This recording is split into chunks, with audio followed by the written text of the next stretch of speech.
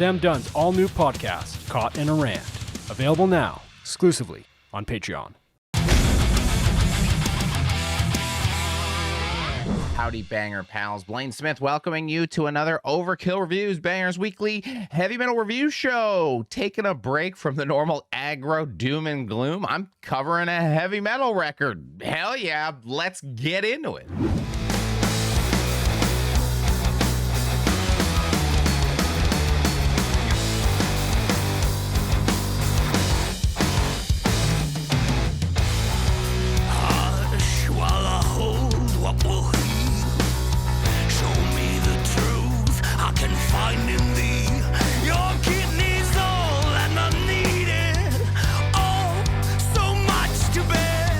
That was Megaton Sword, and we are talking about their new album, Might and Power, out February 24th, 2023 on Dying Victims Productions, which is like one of my absolute favorite record labels right now. Just constantly putting out great stuff. Now, if you're a BangerTV viewer, you might have heard of this band before from me. You also might have heard of them before because kind of a big deal was made out of their last album.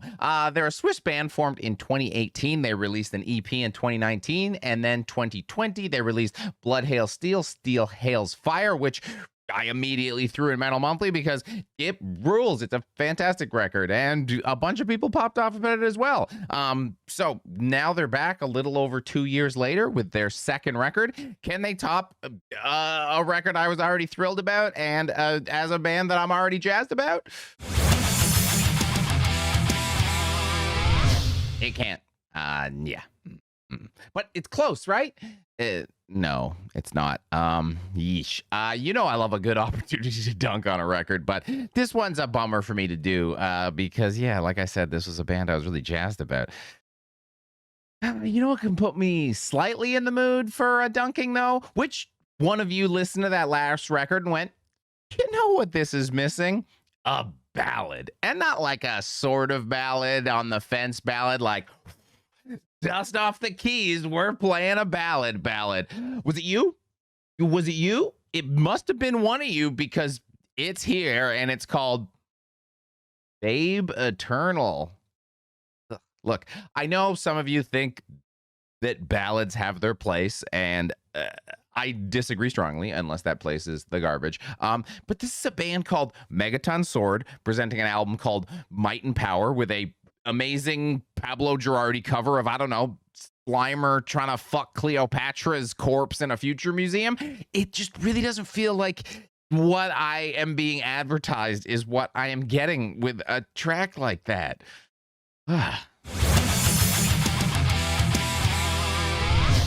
It's one song, though, out of 8, and it's the last track. Just chop it off the end and listen to the rest of the track. Why can't you enjoy things, Blayne? Why you gotta be like this? Why are you the way that you are? Unfortunately, it's 'cause the whole record is pretty slow. The first 4 start off well enough, but as can happen in this genre, the fondness for Blood Hails results in them kind of sounding like maybe cutting room floor tracks from the last album. But once the halfway mark hits, things really slow to a crawl. Raikazi's another borderline ballad. All Wicked Schemes Unite opens with some repetitive acoustic guitar strumming and never really gets out of the mud after that.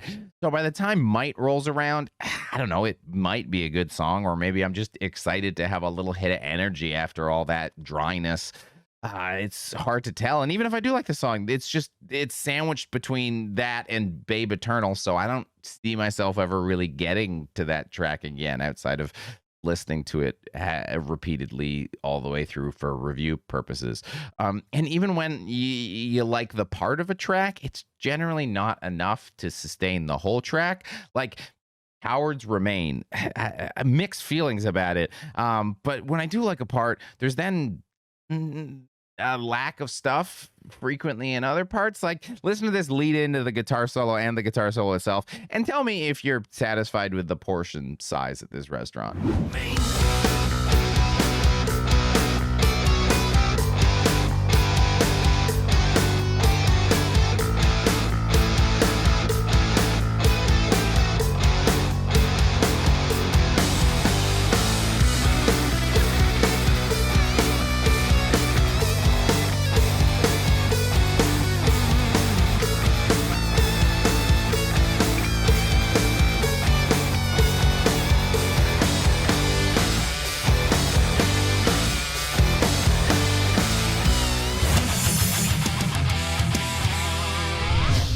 kind of divisive thing about this band is Uzi Unchained's voice. On their last record, if there was a complaint, it was probably someone just didn't like it. It's one of those weird, unique voices that the epic heavy metal genre is basically built for and around, and those voices definitely turn people off sometimes. I was obviously not one of those people. I love his voice. I think it's fantastic. I have to listen to so much metal, so when something unique and special comes up like this, it's a breath of fresh air to me.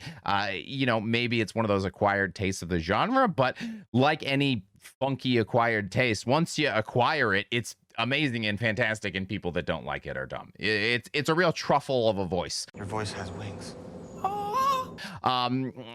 So I'm not sure why, if you have a voice like this kind of powerful and unique, you'd be experimenting with it in the ways he does on this record. He changes his voice just so drastically on some tracks. It almost sounds like there's a guest vocalist, and that the guest vocalist is Dave Mustaine. And it's not that he can't perform the parts. He's not failing. They just come off weird. And at this point, I'm already on board with his weird voice, but his weird voice doing weird things, I don't know if that's crossing a line. Like, listen to Might, and you can hear him doing like a weird growly oog thing, and then going into his voice, you get the same comparison on the 30 seconds here. So I don't know, just I really would prefer he's singing full chestedly as opposed to getting down in the muck where my bands normally are.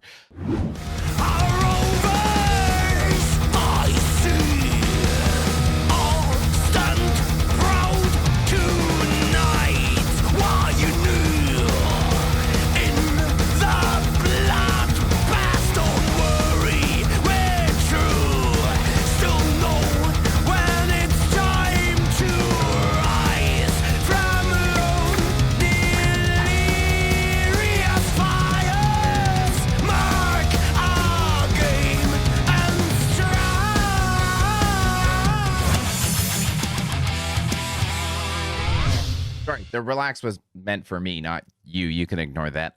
It's not that bad. A little bit of this is definitely because I enjoyed that first record so much. So when a second record was announced, I started picturing what it was going to sound like in my head, and it's not how I imagined it would be. So I'm definitely bringing a bit of bias into this review. I do like the varied vocal performance we get on Iron Plains. I think that track is a positive wrinkle to the formula from the last outing. And if we got a record that sounded like that last record with a track like Iron Plains, I'd be like, oh my God, this is it.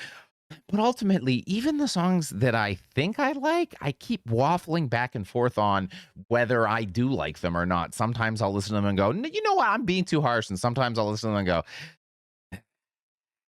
like that episode of Seinfeld where Jerry's dating that girl that looks good in one lighting and bad in others. Are you expecting someone else?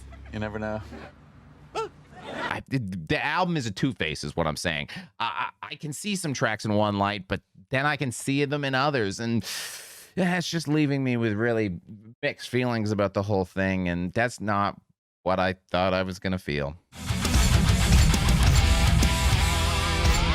Basically, I've just gotten given a bunch of oatmeal chocolate chip cookies. Sure, there's chocolate chips in them, but why did you surround them in oatmeal? They're covered in oatmeal. Ugh. Look, I know oatmeal chocolate chips are actually really good. I like them a lot myself, but it's a metaphor. We're getting stuck on the wrong parts. You know what I mean.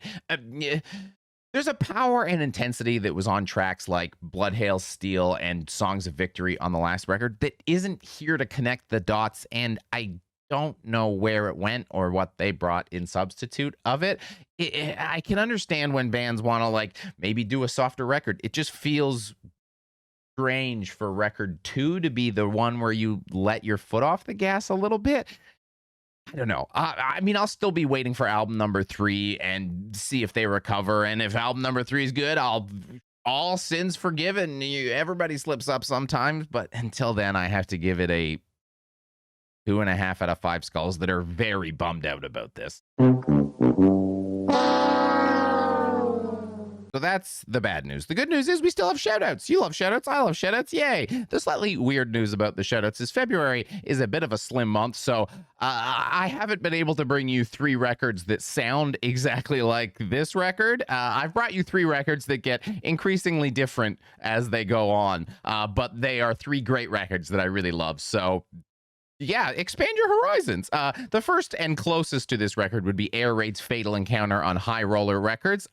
This is heavy metal, but it's more, I don't know, California heavy metal by way of Sweden than weird epic heavy metal. So if you're in a bit more of a party mood, that's a good record. Stepping slightly further away into the heavy / power metal category is Lovebites Judgment Day on Victor. Lovebites is my absolute favorite Japanese power metal band.